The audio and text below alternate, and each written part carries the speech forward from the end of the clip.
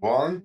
All right, let's go. Welcome back to the Parable Podcast, where we explore the cutting edge of product management, leadership, and innovation. I'm your host, Aladdin, and today I'm thrilled to welcome Jason Knight, product leader and coach, host of the One Night in Product podcast. Jason's journey from software development and market research to fractional product leadership, authoring essays like The Ultimate Guide to Fractional Product Leadership and In Defense of Product Owners, to teaching and mentoring hundreds of B2B product managers, has given him a unique perspective on how to build, scale, and lead world-class products. Jason, thanks for joining us today. What first put you in the world of product management?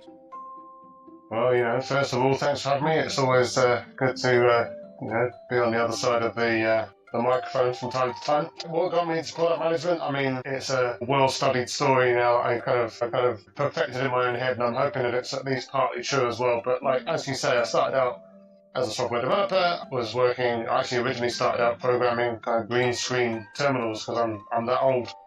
But yeah, I was working, as you say, for a market research company. I actually started down in a call center, like making the phone calls before then moving into their computer department and then sort of programming the screens to do to enable other people to do the telephone calls. But then kind of went with the surge, as I'm sure that you're aware of, like online research. That became a big thing in the sort of early 2000s, and kind of very much on the forefront of that in that company. Kind of went through various tech roles and development roles, building lots of different things, and then moved more into tech leadership, which gave me my first experience of actually managing teams and trying to work out how to do that effectively. Definitely got some opinions on the pros and cons of different approaches of trying to teach leaders to lead. I don't really feel that I got a lot of actual structured advice on that. It was very much kind of work it out as you go along, which is kind of cool, but it could go wrong. After a while, I then moved into more of a global role. It was a big market research company with multinational presence, and they wanted people to basically start working on sort of standardization and effectively productization of the internal stuff that they were working on. So building products that could be sold repeatedly to our customers all the way around the world. So that was kind of my first taste then of more product-based thinking versus actually just sort of building projects at a time. We then got acquired by a big private equity firm. They brought a lot of technical people in to try and sort of digitalize the company even further. And I started realizing that these things that I've been doing for several years were actually they had a name. They were called product management, or agile obviously was a part of it as well. And kind of made me think there's a bigger world out there. I've been there for quite a long time at that point, but I was like, maybe this big corporate company isn't the best place to do some of this stuff. So maybe I should go out and sort of try some of these things that I now find out that I've been doing for years in sorts of companies that maybe you can be a bit more impactful, be a bit closer to the metal. So I went through a few startups and scale-ups, got to a point where along the way, obviously, as you mentioned, sort of started a podcast, started doing my own content, started exploring the world of product management around as best as I could, sort of expanding my network. And at some point, I kind of got there at the end of one of my jobs, and I'm like, hey, maybe I should see if I can go and turn this into something a bit broader. So rather than just getting another job, which, is a perfectly valid choice, but at that time I kind of made a decision to prioritize breadth over depth and really wanted to get involved in lots of different types of problems. It's very inspired by people like Rich Mironov. I don't know if you know Rich or if you follow his stuff. Like, he was actually one of the first product thought leaders that I looked at, and like every single post that he wrote, I was like, yeah, that speaks to me. So then obviously when I spoke to him on my podcast and became more friendly with Rich, really got inspired by his journey and all the companies that he's worked for, and all of the different types of problems that he's been involved in. It's like, yeah, I want to kind of do some of that sort of stuff now. So, I took a bet on myself to try and go and see if I could do that, and that's what I've been doing ever since. So it's been a bit of a journey.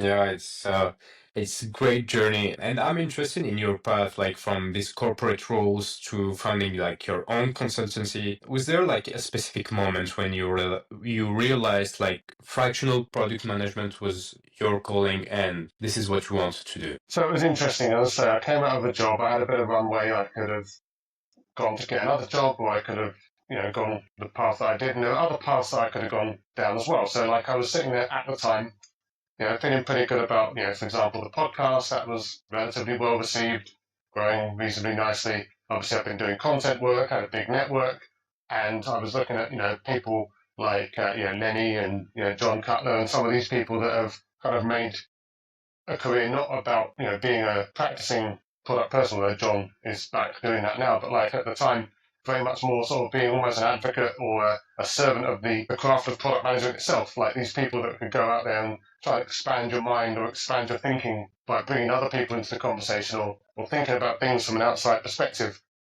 And that was a thing that I considered doing. I was like, well, maybe I could be a content or an advocate or like a tub thumper for product. I kind of felt really early on that I really wanted to stay close to the work. I didn't just want to go out and be a voice. I didn't want to go and be a talking head. I didn't just want to sort of sell, content templates or like just publish a newsletter that was my full-time job. That was the only kind of contribution I had.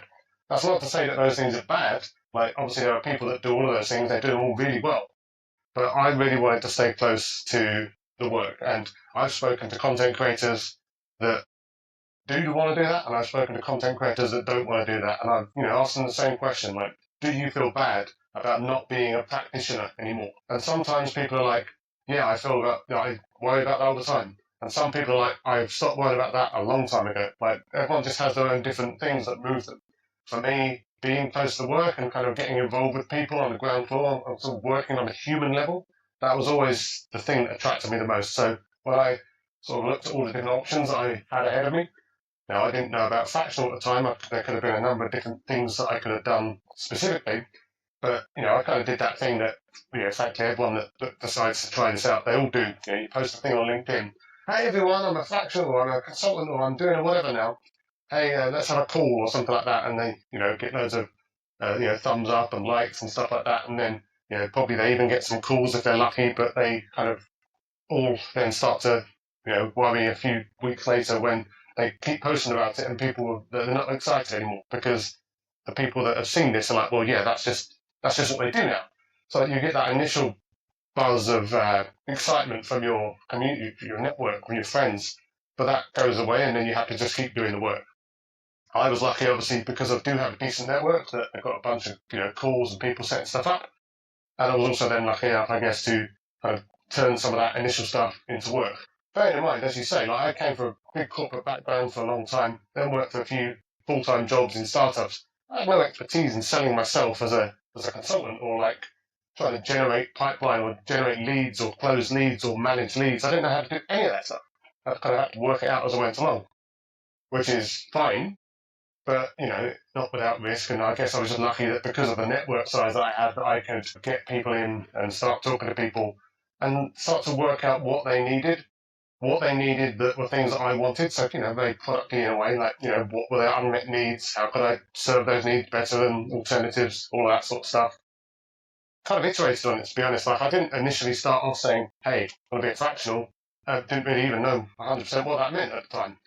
But you start to, like, discuss, as I say, sort of problems and potential solutions with people, and then you realise, well, maybe I can come in, a couple of days a week or whatever, try and help you bed in some changes or whatever. So that then became almost like a natural thing and everything kind of went from there. So yeah, I think I don't want it to sound like it was completely random, but it wasn't like a specific plan on day one. I'm going to do this type of work. I very much wanted to go into kind of listening mode, speaking to people, understanding their needs, and then sort of defining a value proposition off the back of that.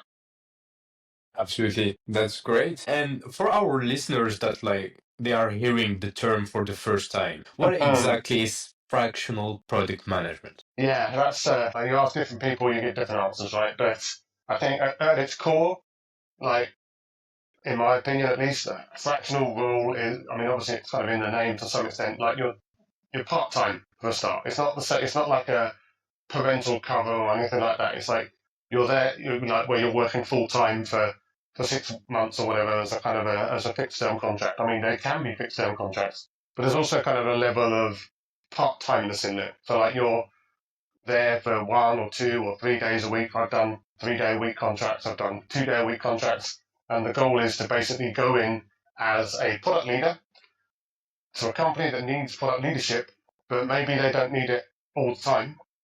Because, like, obviously a lot of product leadership is the strategic and the steering stuff, but then a lot of it can also be kind of day-to-day operational, team management, kind of politics and stuff like that. It's like bringing someone in that can kind of bring something to the table that you don't have in your organization already to help affect a change or get you to a new milestone or something like that. or rebuild a team or build a team for the first time, but that they're not there full time as an operational person. They're there as someone that can steer. And you might sit there and say, well, that just sounds like someone's being lazy. Like, why would I pay someone to come in a couple of days a week? I guess, sometimes you wouldn't, right? In some certain sort of situations, you probably do want someone full time to come in and actually just lead the team, either full time, like as in permanently, or as a kind of a temp to perm option, or whatever it is that you need. But sometimes, if you just need expertise, like if you just need expertise that you can kind of hook into the rest of the organization, but you don't need that expertise to be there all the time, then that can be helpful. So, for example, I've gone into companies as a fractional product leader and helped them sort of train up and set up a team and architect a team and build in and bed in product practices for that team. I've worked with other companies where it's about kind of going in and almost being a thought partner to the leadership or to the head of products to kind of work out whether that person has all of the skills and the kind of mindsets that they need, and whether they have a strategy or whether they need help to get to a strategy to help deliver growth for the company. So there's generally a team there, or there's someone there. There are people to work with there that can do the day-to-day work, and you're there ready to steer. Now, again, not all companies need that. There are lots of different types of companies that all have different types of problems and different sort of profiles of people that they need to come in and get them.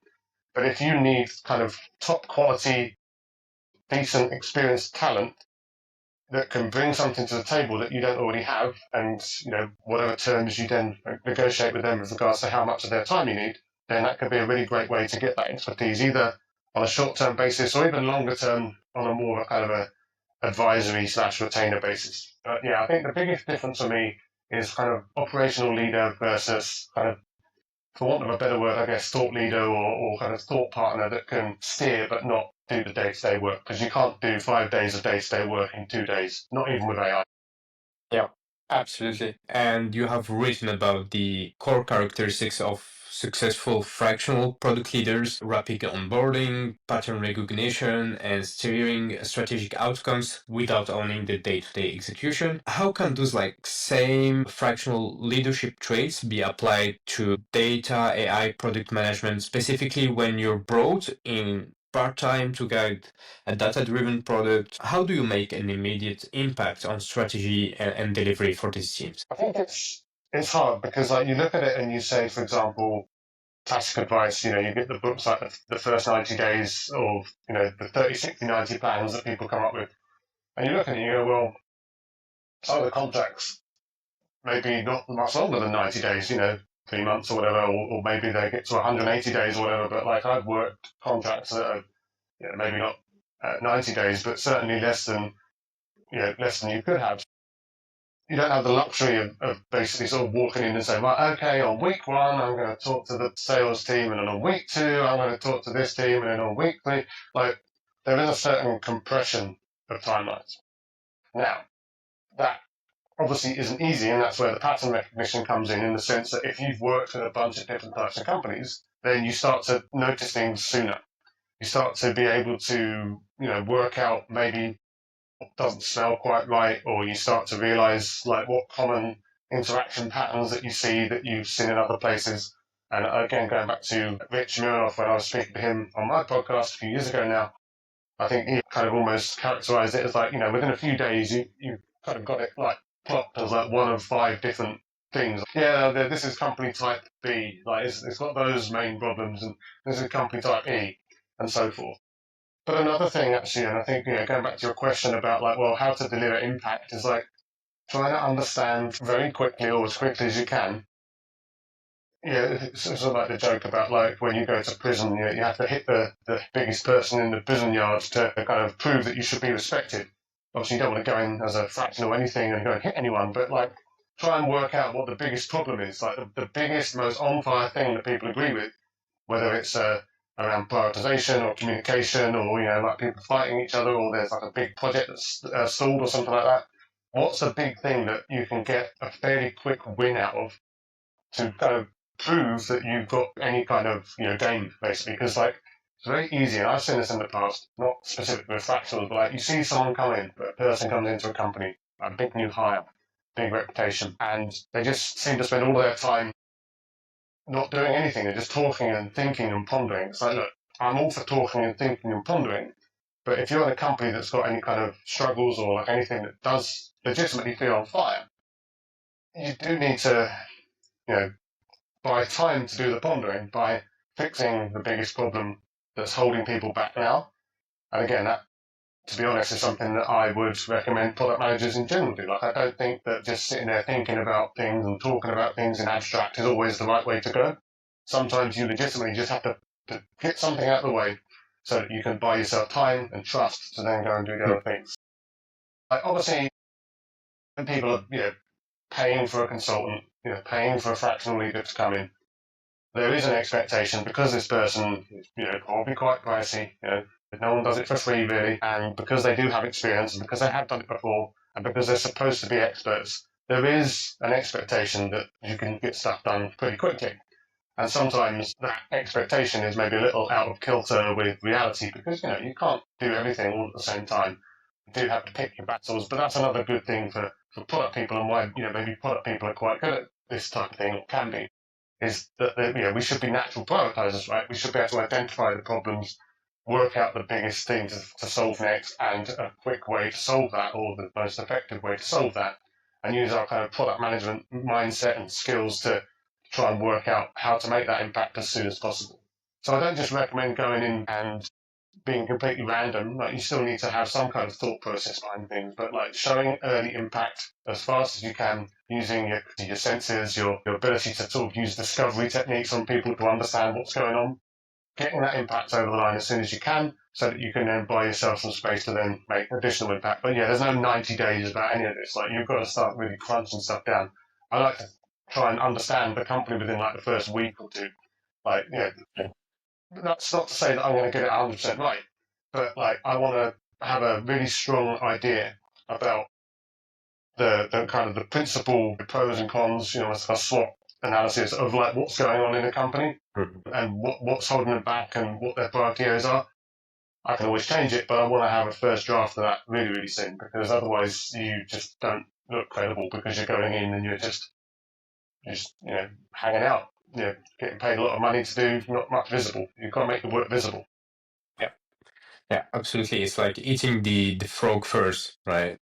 Yeah, it's like that. Sometimes those frogs are disgusting, and like it's not fun always to do some of these things. But there's always going to be pressure. There's always going to be pressure when, again, you're going in as an expert and you're kind of, you've got a reputation maybe and you go in and like people need to see that stuff's happening. But again, I do think that this is something that just everyday product managers can kind of think about as well. Is like, it's not just a mindset that can help consultants, it's also a mindset that can help product people, maybe if they're kind of struggling or a not particularly mature product organization, that that they too are going to be judged on the visible work that they do, not just all of the stuff they do in the background. So like being able to tell a story about what you're working on, being visible about what you're working on, being completely clear and transparent about the things that you're doing and the things that you're not and why. I think a lot of that I think is tricky because when times get hard in a company, and especially if the company's at the point where maybe they want to bring someone in to help with a transformation or something, like maybe there's a few things that aren't working. When times get hard, people tend to kind of hedgehog and kind of close off a little bit and they reduce the transparency. But I think that once you start doing that, once you start making your work invisible, then people start to lose trust in you because you're not showing them anything. And they could continue to trust you if you have a good reputation. But if they don't know what's going on, then first of all, they're going to start asking about it more and more. But second of all, you may end up being kind of escalated over or overwritten because you were doing something, no one knew what you were doing, so they panicked and they got someone else to try and do something else instead, which then clashes with what you were doing. So I think, first top tip, I guess, for product managers and product leaders is just make sure that you're transparent and visible at all times. Absolutely. Maybe you could share, Jason, like a specific like success story where like your fractional approach solved a problem traditional like product leadership couldn't, like in a specific context. Well, I mean, I'm thinking about specific sort of situations, and obviously, NDAs and everything aside, but like what I tend to find is, like, for example, if you go into, I've gone into some companies that just don't have product leadership. Like, it's not that you're going in there to, replace product leadership that's already there that's struggling. It's like there's just no product leadership at all, and maybe just a complete sort of misunderstanding or lack of understanding as to what product management even is or what it should be doing. So, like, success is relative, right? If you go into a company that doesn't have all of those things in place, then you're probably not going to be turning it into Amazon 2 days a week for a few months. Like, in situations like that, what I try to do is do my best to almost like so like you sit there and you work with obviously the product team as they stand, and you sit there and say, like, I walked into one place and the first question from the product team was, well, so what does a product manager do? Because they've kind of been built from other parts of the company, they pulled them together, they wanted to kind of train from within. So, okay, well, at least I know that they don't know that, so that's my starting point. My success criteria there is not turning that company into Amazon. My success criteria there is how can we get enough of the mindset and practices and processes in place that are needed to operate and sort of work together, and do enough to get the full-time product person, like a new product leader, to come in. And that's actually not an uncommon use case for fractional. Certainly, the types of companies that I work with is like, they do want a full-time product leader, but they first of all don't really understand like what type of product leader to get, like, because they've never really hired one before, and they don't really have all of the kind of the standard prerequisites that you'd imagine that a product leader would want when they came in. So you go in there and you try and sort of set it up so that the person who follows you, who you can also help to hire, they are the one that, they have a chance to actually succeed themselves. Like, you're setting enough of a baseline for them to then build from, versus having to get someone in who, maybe then has to transform it all themselves, because, not everyone wants to do that. So, I think, if I think of success stories, I mean, there's definitely been, I've worked with companies to, hire the full-time product leader and sort of set the team up and set some of the basic practices in place so that then they can take it on and move on. I've worked on strategies where maybe people didn't know how to make a strategy. They've never done it before. They've kind of all come from within. Now, obviously, the thing with strategies is that they take a long time to pay off. This is one of the problems with I guess, fractional work in general, and also just temporary work. If you're doing like a parental cover or something like that, you don't always get to see the long-term impact, because you might be gone by then, and all you can do is check in with your previous people and find out how things went. So, like working with people on how to validate and come up with strategic ideas, and then getting them to present that to leadership. Now, in some cases, the leadership have been like, well, I don't like that strategy, and then they come back and you try and work on a different approach. But sometimes they do, and it's fine, and you use that as the basis for the next things.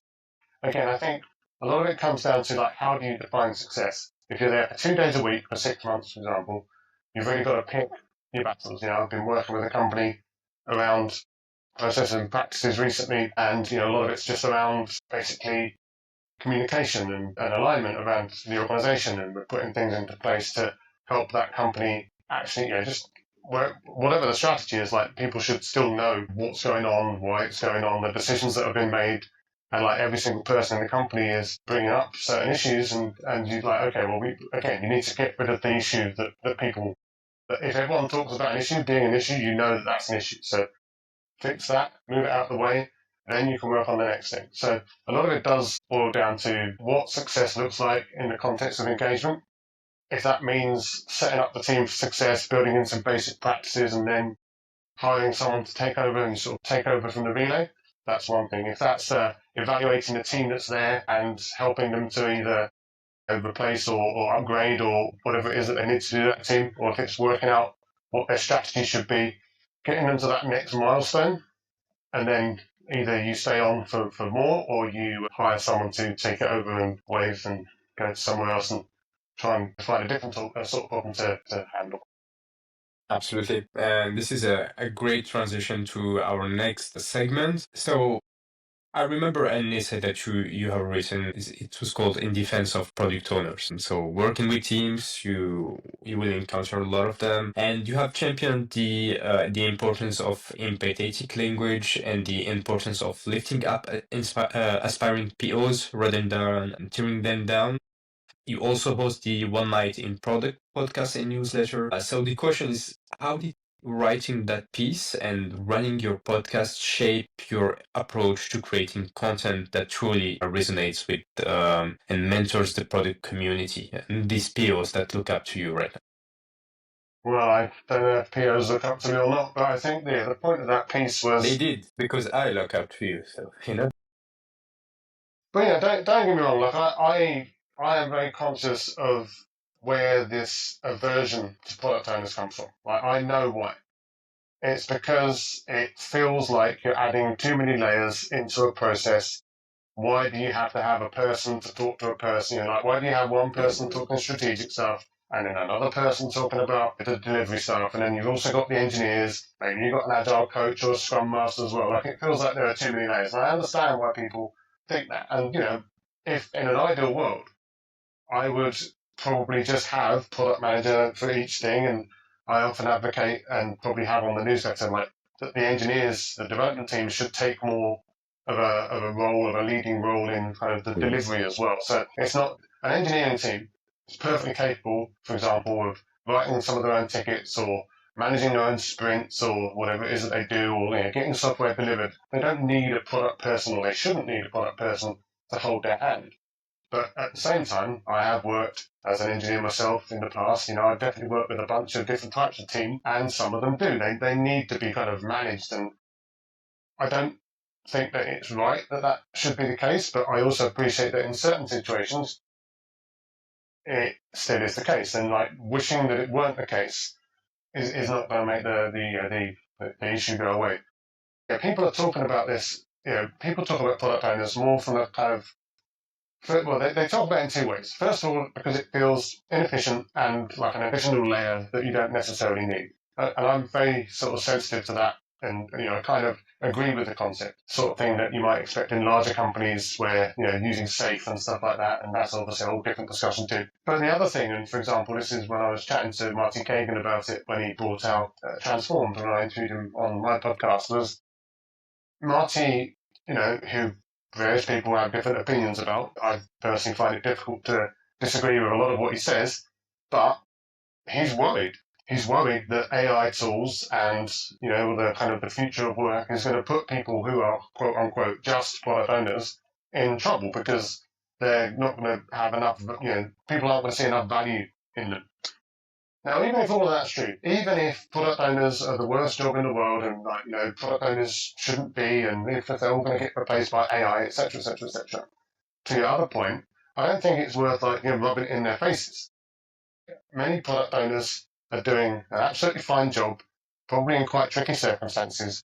They don't have agency to change the entire organization or how they work, and they're doing their best in whatever circumstances that they're in. And in many cases, they didn't specifically choose to be that. Like they took a job, and can't blame someone for taking a job. And also, there is also a certain level of enjoyment to be had from working that close to the coalface and working on getting products built. Like, building product is fun.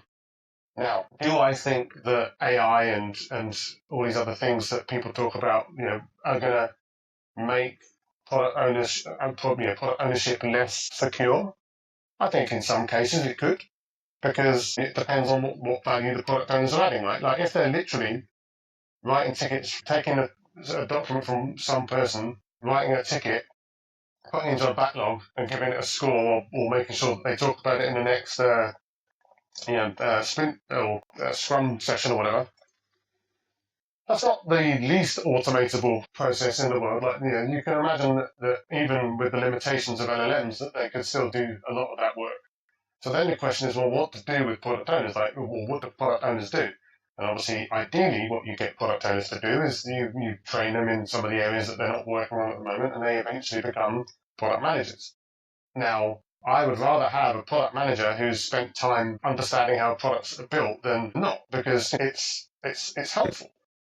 You can learn that skill from anywhere, but like, if you've done that, if you've kind of spent some time as a PO, then that's not useless knowledge. The question is simply, and this is what, you know, people like Marty Kagan are asking, is like, well, what is the future of that role in a situation like when you're working for an AI-powered backlog feature factory or something like that? Who knows? I mean, look, we all know that LLMs have limitations. It's quite possible that those limitations are not going to go away and that there's a limit to how much can be automated, but it's not going to be nothing that gets automated.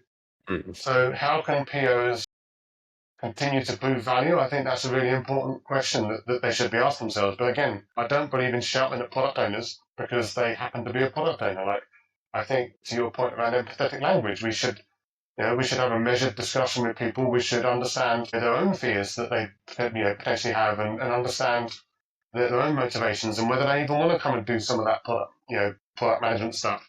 I also just think it's really weird that the product owner has become like almost like the lower down role versus product manager, because in any other use of the word owner or manager, the owner is the boss. The owner hires the managers, right?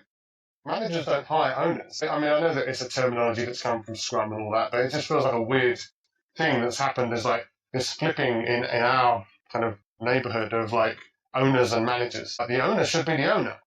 But obviously what tends to happen, as I think I put in the article, is that the product owners, and I know, that you're one, and I don't know how it is in your organization, but often the product owners are in a situation where they're just being told what to build and not having any feedback back. Sure, like, that's not for me. I'm sure it is for some people. I would like to see more kind of groundswell and pushing up and elevation of product owners, and then whatever you call the role, everyone's still contributing in a way that can't be replaced. So yeah, I'm conscious of where the feelings come from.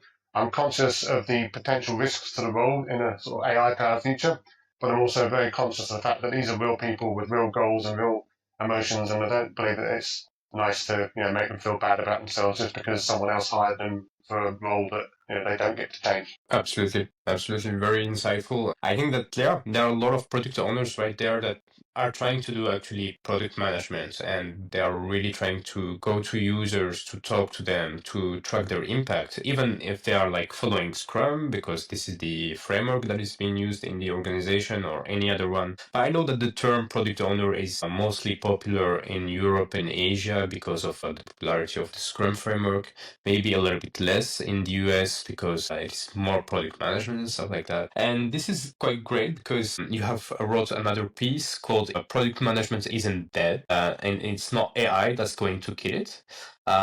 You highlight the irreplaceable human skills, empathy, nuanced decision making, influence that AI can't replicate.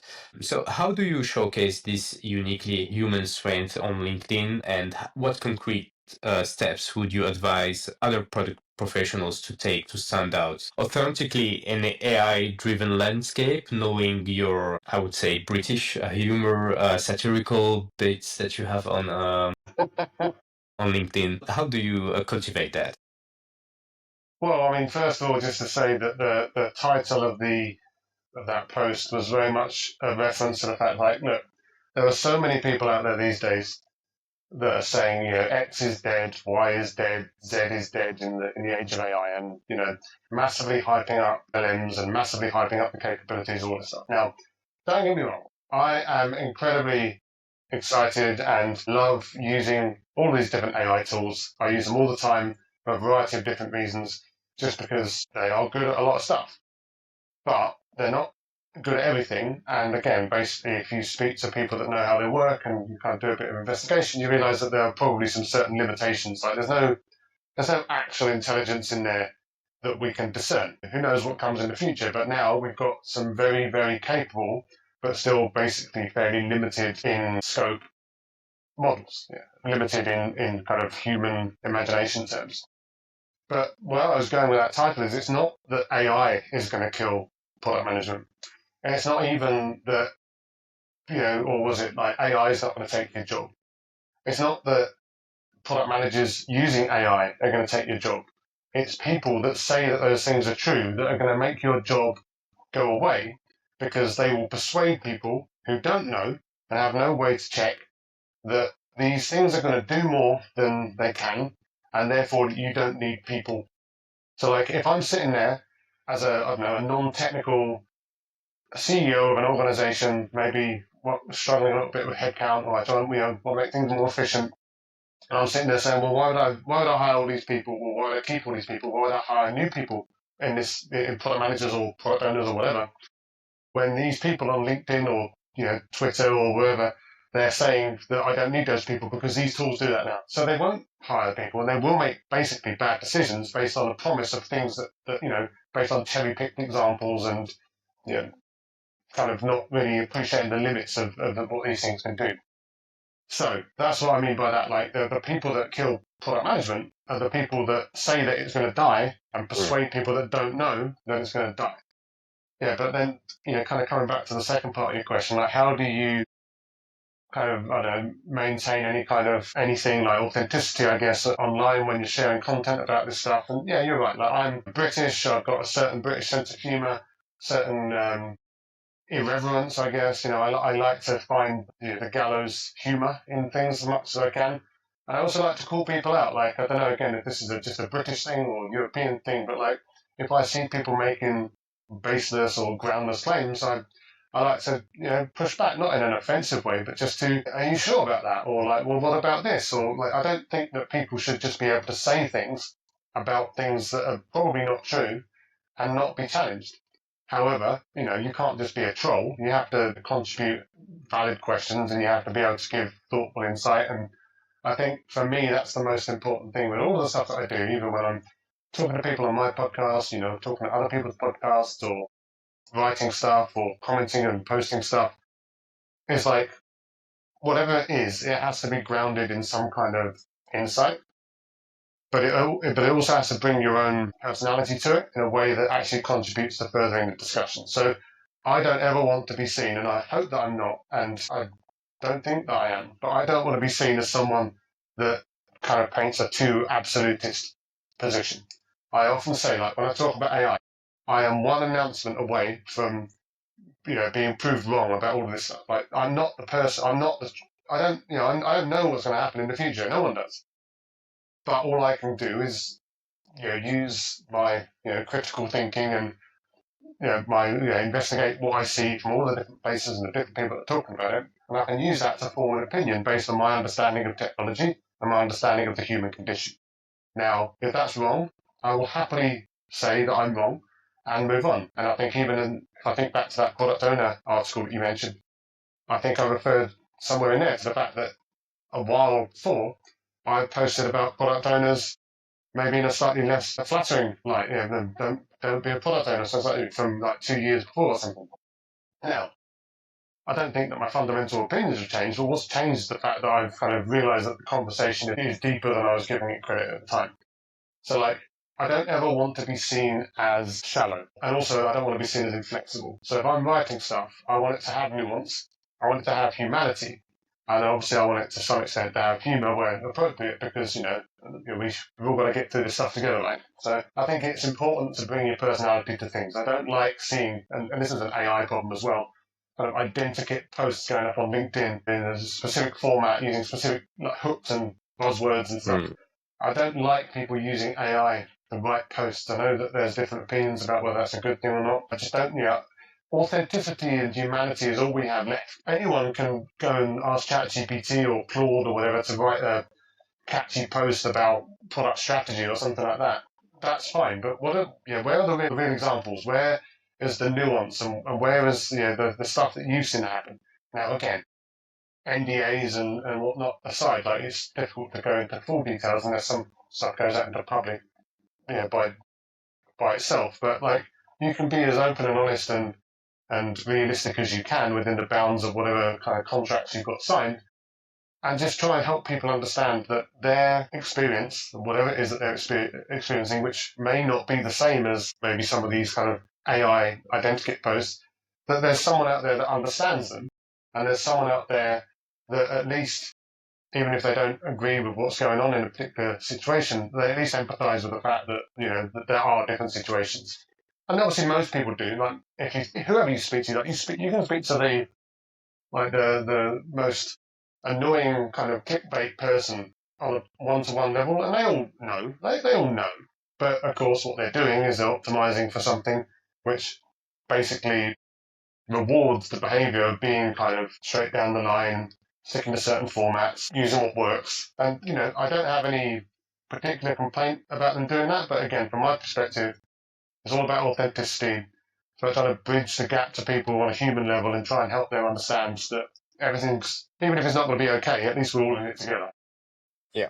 Yeah, absolutely. It is always quality versus quantity, and they are both of targets and goals for peoples that are, I think, making business on LinkedIn. There are like some people, I think, like you, that you have like not like 100,000 maybe followers, but you have like very high quality followers, maybe that will bring you some leads. You have like maybe other people that are looking at another strategy to make like other type of business. But this is, I don't do it for leads.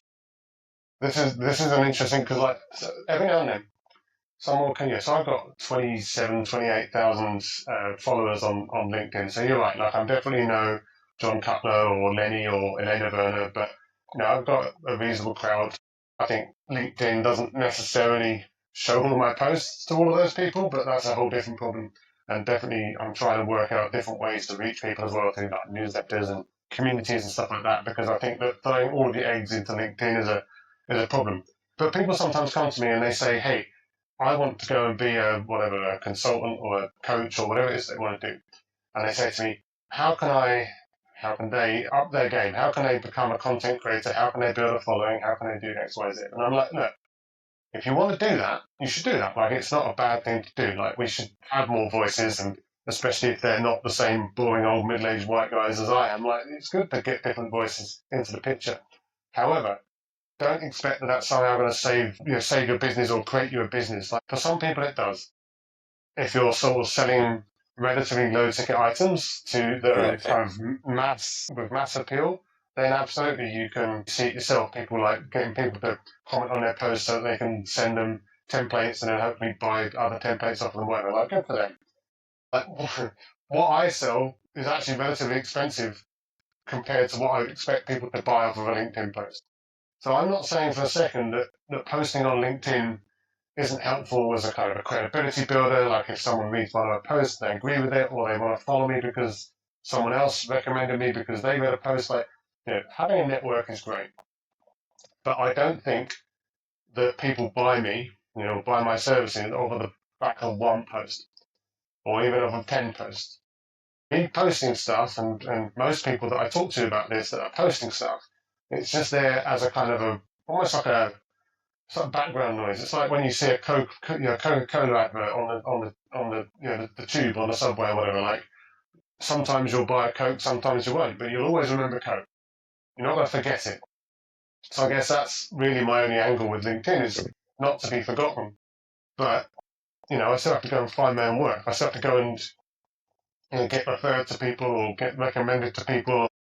I don't really do a lot of cold outreach, but just try and network and put myself in places where I can then take advantage of being connected to people on a human level again. Again, it's this kind of human versus industrial size level. I get basically all of my work through referrals and people that I speak to at different events, or like more one-to-one sort of stuff, or kind of lower coverage stuff. I don't get a lot of work from LinkedIn, and I don't do it for LinkedIn. It's like the podcast. I don't do the podcast to make money. I've run More losing sponsorship on it. maybe money.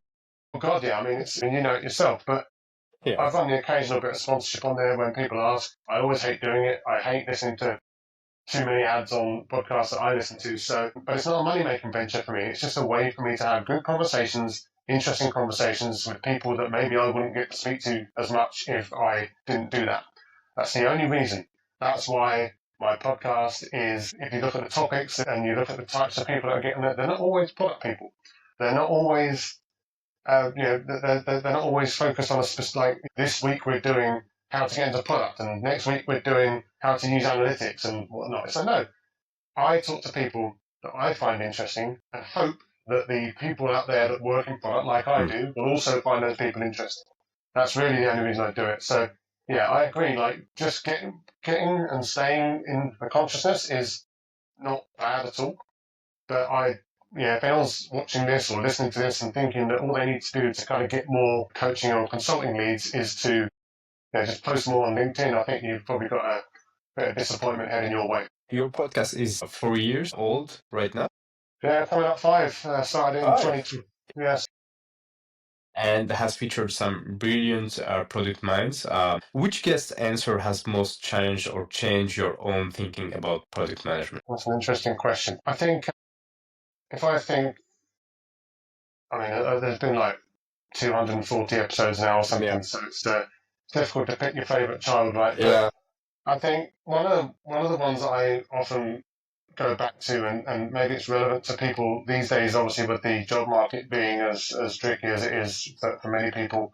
I remember speaking to Emily Tate, who didn't really know at the time, has become a friend since. I don't know if you know Emily. She was the managing director at Mind.Product for a while. She's now working as a VP of product in a veterinary company. There was an interesting thing that she said around like what to do if you're trying to get a job in product and you've never worked for a good product company. Hmm. You've never got to work in the ways that you wanted to work, and then you're going out there to try and maybe get a job at a better product company. And like the advice that she gave at the time, which was good advice, is well, look, if you can't demonstrate it like lived, at the very least, try and explain what you were trying to do and couldn't and why, and that you still knew that you should do it, even if you didn't get to do all of the things. And this is something I think actually I generally advise, whether it's for jobs or just anything is like in life, but especially in product management, is that I think when I've been like, looking at product manager resumes or CVs as well, I say the same thing, which I guess goes back to Emily's point. It's like, ideally you prove things because you've been there, you've done it, you've got the receipts, and you have like hard data, quantitative data about, whatever it is that you did. But then there's kind of a spectrum or a scale of evidence.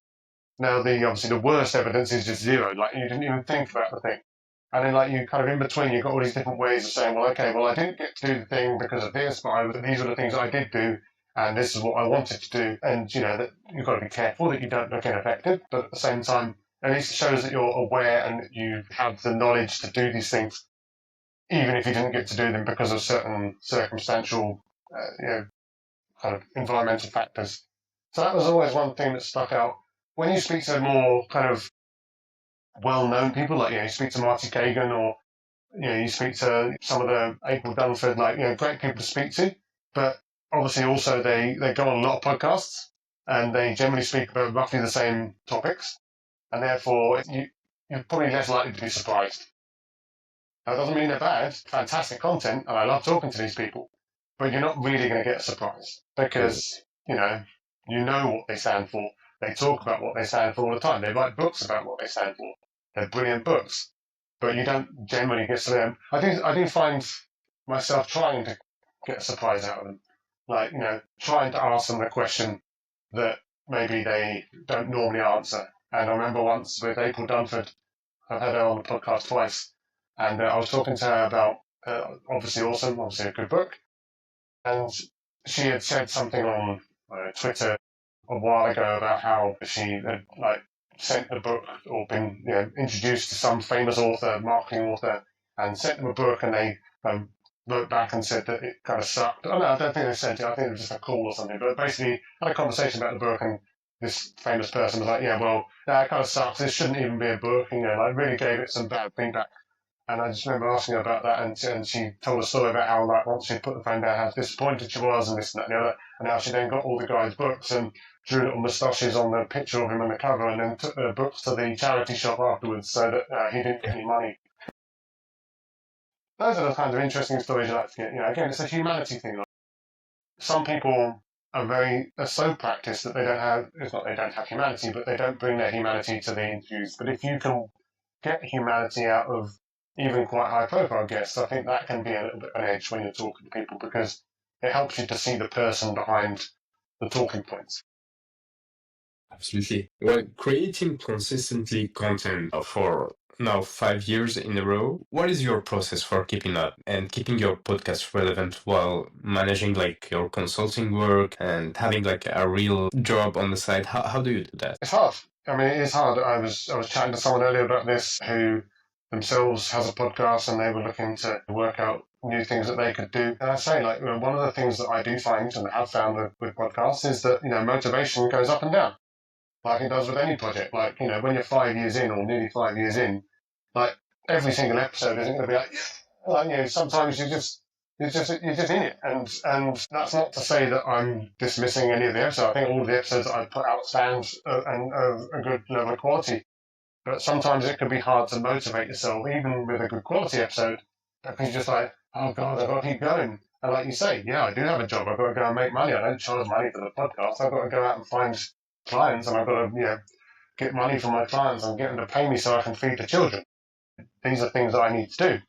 So I think for me, like, is there a process? I mean, it's kind of no, not really. I mean, I obviously have so with the podcast, I still do it all myself. There is a process in the sense that I have a kind of a workflow that I do to clean the audio up and get stuff and try and get that done as quickly as possible. I use a light sprinkling of AI on that to kind of do the audio cleanup and stuff like that, but I still do the editing by hand, and I still write the descriptions and the show notes and deploy it all by hand. But I just use kind of audio cleanup as best I can, because that's like the worst part, like going through for hours like cleaning up bits of audio. I also, and as I said to this person earlier, once I started doing video, because like the first 200 episodes were not video, just audio. But then I was persuaded to start doing videos. I've done something like 40 episodes of video now, which was definitely at the beginning, like, oh God, this will be even more work. Like, it was hard enough as it was. And you obviously also have to get used to seeing your face as well as hearing your voice. But one of the things I found with doing video is it actually made me spend less time on the episodes, conversely, because when, for example, with audio, you can sit there and say, okay, I didn't like the sound of that, snip, snip, stick it together, and it's all fine. When you've got video as well, then obviously you end up with like jump cuts and, just like the video doesn't flow as well because you've actually got, two problems at the same time.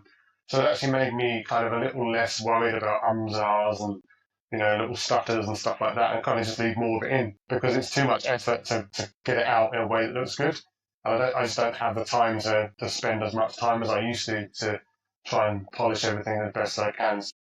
Yeah, I try and, I always try to, find efficiencies where I can, but I also have like a quality bar of my own. Like, I don't want to rely too much, for example, on AI. I listen to other podcasts that clearly use AI or whatever to speed themselves up, and I mean, maybe it's just me, but I can hear it. I can hear the bits that I wouldn't have allowed to go out. Like, I want stuff to be good quality, even if it's not even if other people might say that that's not important. And I've certainly listened to other podcasts of famous people that are, sounds like garbage, and there's noises all over the place and bad microphones and whatever else. Yeah. So I want stuff to sound good. And again, these days, though, very much concentrating on, making it sound as human and be as sort of personality filled as possible. Yeah, I think I'd say that motivation goes up and down, but the thing that doesn't stop is just this, I guess, curiosity from my side. Whatever else happens, and however busy I get, or however tired I get of editing stuff and getting on the kind of the hamster wheel, I'm just perpetually curious about things that are going on, and want to still speak to people about these things. And that was why I started the podcast in the first place. I started the podcast in the pandemic because I was bored of like living in my own head in product terms. Got family and local friends and stuff, but like, there wasn't anyone to talk to about stuff. I wanted to talk to more people. That was the only motivation, and I guess that really is what keeps it going, to this day.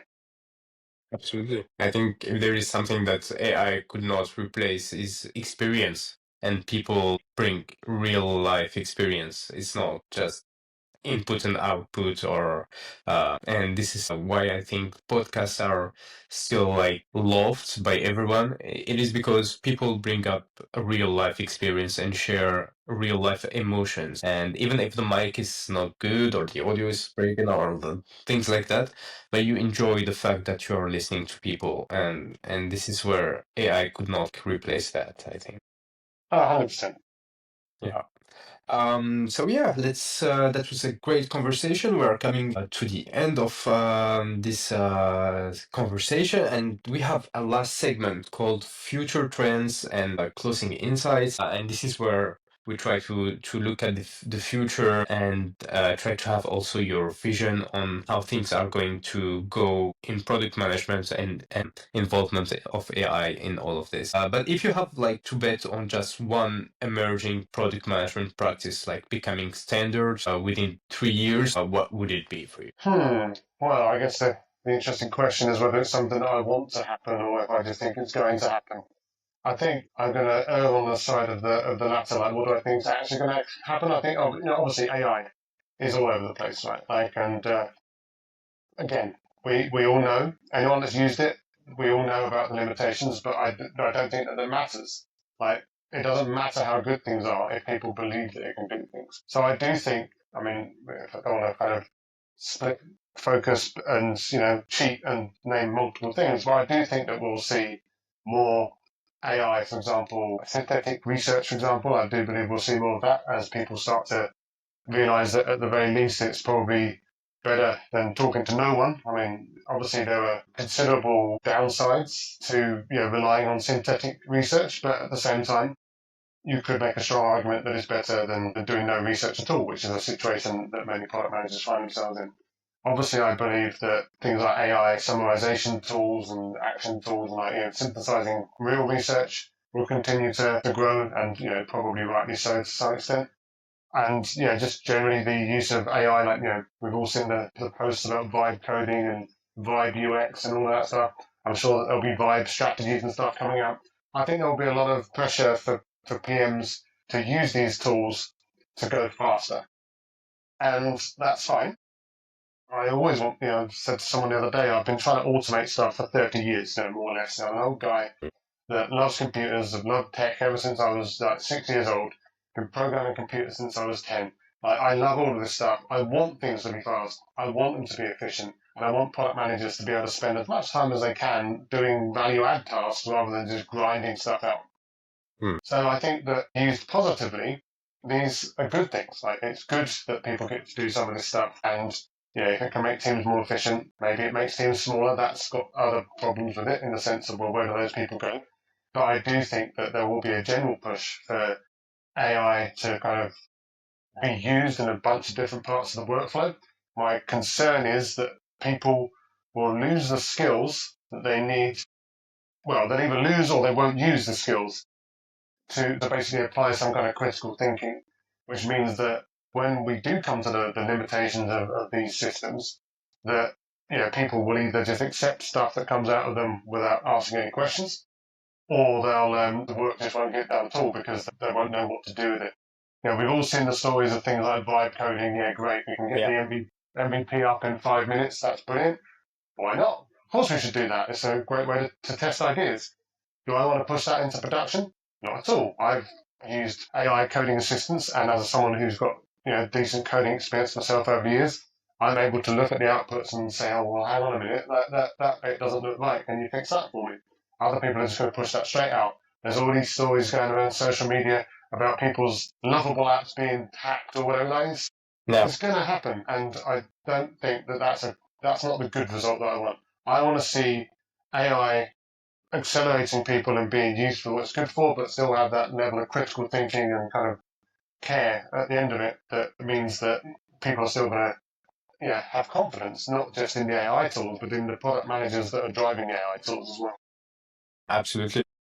I think you have read this DORA report that came out on how AI could improve the life of developers and software development when it comes to code review, the quality of documentation. There are a lot of things that even allow a more flow state for developers, and if it goes in that way, that's great. If it makes the life of developers even better. I think accountability is an interesting one, and something I was thinking about the other day, right? So, for example, we all have heard the stories about things like Tesla and the auto driving and how it kind of disconnects so that it's not technically in control if there's a crash, and it's still that the driver is fully responsible because, of course, why would Tesla want to have legal responsibility for every crash that's by any car in the entire United States? I wouldn't want that either. If we then take that back to, for example, vibe coding tools or automated customer research or all of the things that these AI tools are apparently going to help us with, who takes responsibility? Like, if the product manager is still technically in control and has to review all the outputs, and as long as they have the skills to do that, then they can make sure that they apply some level of judgment over the top of it. If they're being expected to just shove stuff out the door because AI makes everything quick, then at some point something's going to go wrong. Okay, fine. If that's a button on your landing page, then fine, you can fix it later. If that's something in the middle of a air traffic control system, then that's possibly a problem, right? Like that's not the sort of thing you want to happen. So the situation there is, well, who's liable? Like, who's the one that actually gets in trouble and is responsible for, basically paying compensation or fixing it or whatever? And I guarantee you that none of the AI companies are going to want to be held liable for anything. So, like, what do you do with that? Like, as a product person myself, as a tech person myself, knowing the limitations of these systems and I kind of have to check what comes out of them, that's fine, and I've got the skills to do that. And obviously you have, many others have as well. Like, I'm not special in that regard. But there is going to be a generation of people, if we're not careful, that don't have the skills to do that and don't have the kind of the faculty to understand when things are going to be suitable or not. So, yeah, liability is a big concern for me. It's, again, not so much of a problem in a relatively low-stakes use case. And obviously, if we think about it, a lot of the things that people are using it for are fairly low stakes in making little demos or prototypes that are then going to get handed over to the developers to write again. Okay, fine. That's fine. It saved a bit of time. Summarizing user research. It's not low stakes in one sense, but on the other hand, it's kind of grunt work that people don't want to do. Even things like writing PRDs with AI. I'm going to say that ultimately, if your entire job is writing PRDs, there's probably you can make an argument that maybe that's not all you should have been doing anyway. So, like, I'm all for people using these tools to speed themselves up. I just really worry about the accountability and making sure that we don't have what I sometimes refer to as like a plane crash moment where something goes incredibly wrong because someone did something, didn't check it, and just shipped it. Yeah, absolutely. So if there is like a product leader listening today that could implement just one change, like tomorrow morning, well, let's say Monday morning, what would you recommend for maximum impact? One thing I would say, and again, this is maybe just because it's on my mind, like, too many product teams, they get caught in what I might call kind of, I don't know, ideological crusades. Everything is all about, kind of purity and product-led this and whatever else. I'm very conscious and very, like we said earlier, I don't disagree with any of the principles. I can read Inspired and nod all the way through it. But, the biggest issue that people can have is, almost clinging on to that too much in the face of whatever resistance from the rest of the organization. We have to understand that all these other parts of the organization, sales team and customer success teams and developers and all the other people that we work with, they all have their own books and their own frameworks and their own mindsets and whatever's as well. And it doesn't necessarily mean that we're wrong, but it also doesn't necessarily mean that we're right. So maybe trying to encourage product leaders to understand the actual kind of circumstances, the kind of the leverage that they do and they don't have, the battles that they should and shouldn't fight, and just try and pick their moments of maximum leverage and be prepared to kind of win the war, even if you have to lose a few battles along the way. Like, you don't have to hold on and stand your ground for everything. Sometimes it is worth taking a step back, accepting this sales-led feature request or whatever it is that just came in at the last minute, and you don't think that should happen because that's not what it says in the book. So, okay, cool. But, like, by the time you're having that discussion, it's probably a little bit too late.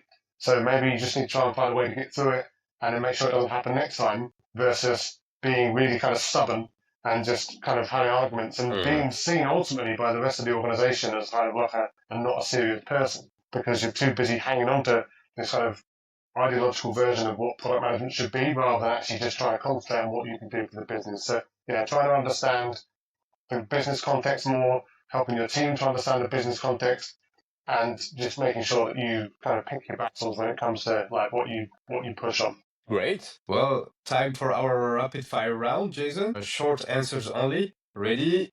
Let's go. The editing tool for your podcast that you couldn't work without. Well, these days with video, I've got to say Final Cut Pro. That's what I use for all of that. Great. Next question. Product roadmaps. Do you find them essential or overrated? It depends. I can't just leave it at that. But like, I think product roadmaps are incredibly important for certain use cases, but people should always understand that they're not necessarily commitments and that they could change in the face of new evidence. Great. Most overhyped product trend right now. AI, 100%. Like, it's not going to save everything. It's not going to do everything. It's going to help in some areas, and people should be very careful with what they trust it with, but still use it. Well, do you use it for prototyping or do you prefer working on paper? So a lot of the work that I do these days is more kind of team based and like working kind of organizational structures and strategy. So I don't get to do a lot of amazingly detailed prototyping myself. But no, if I do any kind of work like that, then these days I would still quite happy just go back to basics, use ChatGPT to crank out a first version and use that as a talking point. Perfect. And if you had like to describe your consulting style in one word? Human. Perfect. I think we just learned as much about you in that minute as in our whole conversation.